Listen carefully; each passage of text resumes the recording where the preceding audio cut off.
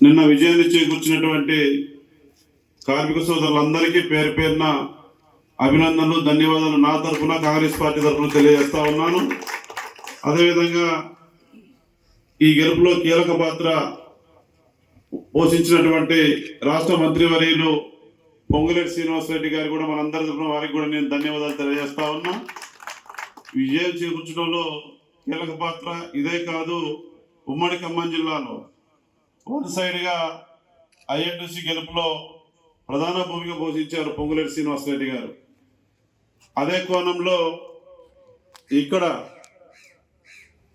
ఈ మనుగోలులో పెద్దలు కూడా మాట్లాడి చెప్పారు చాలా విషయాలు. మొన్న ఎన్నికల్లో కూడా అసెంబ్లీలో కూడా మంచిగా మీరు భారీ మెజార్టీతో దీవించారు.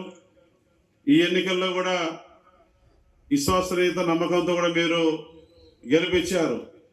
ఈ గెలుపులో ముఖ్యంగా కార్మిక సోదరులందరూ కూడా పార్టీలో ఖచ్చితంగా మరి ఎక్కడో ఉన్నటువంటి ఐఎన్టీసీని మరి 3 రోజులే పనిచేసినాం.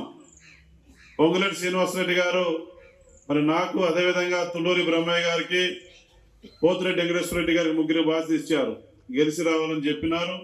పగలు రాత్రులు నిద్రపోకుండా నాయకత్వాన్ని కలుపుకొని, పార్టీ నాయకత్వం, యూనియన్ నాయకత్వం కలుపుకొని మిమ్మల్ని అందరూ కూడా కోఆర్డినేట్ చేసుకుంటూ మరి గెలిపే లక్ష్యంగా పనిచేయడం జరిగింది. దానికి అందరూ కూడా సపోర్ట్ చేసినారు. వారందరినీ కూడా మర్చిపోవాలనే విషయాన్ని గుర్తు చేస్తా ఉన్నా. సరే, యూనియన్లుగా మన పెద్దల నాయకులు చెప్పినట్టుగా నిన్నటి వరకు ఎవరి యూనియన్ వారిది, ఎవరి సిద్ధాంతం వాళ్ళది, దాన్ని కట్టుబడి జెండాను పట్టుకొని పనిచేసి ఉండొచ్చు. అవి నిన్నటి వరకే చూడాలి మనందరం కూడా. ఇవాళ స్థానిక ఎమ్మెల్యేగా మీ కుటుంబ సభ్యుడిగా నేను చెప్తా ఉన్నా, ఏ యూనియన్ అయినా కార్మిక సోదరులందరూ నాకు కుటుంబ సభ్యులే. మీకు ఏ ఇబ్బంది వచ్చినా, కష్టం వచ్చినా డైరెక్ట్గా రావచ్చు. ఈ బాధ ఉంది, సమస్య ఉంది,